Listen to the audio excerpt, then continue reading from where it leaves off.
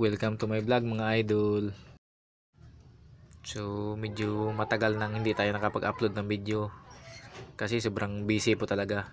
Ngayon naman po bigyan naman natin ng time na makapag-upload ulit tayo. Medyo mahaba-haba pong nilakbay natin ngayon kasi nandito na po tayo ngayon sa Imus, Cavite. May dadalawin na naman po tayong sikat na vlogger din po siya.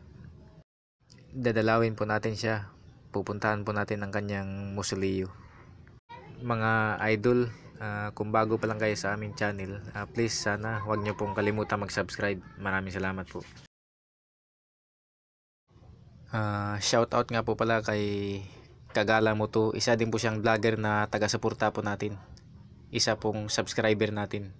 Maraming salamat nga po pala sa iyo, Kagala mo to. So nandito na po tayo sa ating inidulo na si Lloyd Cape Cadena.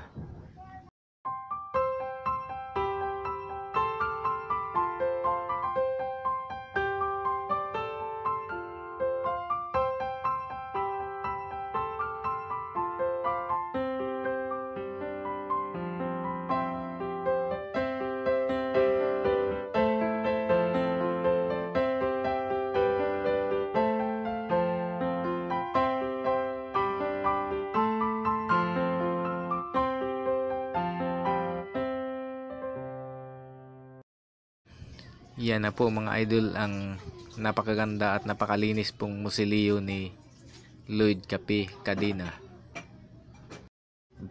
Dito lang po ito mga idol sa Imus, Cavite. So abangan nyo po uli mga idol ang next vlog. Pupunta po tayo sa mausoleo ni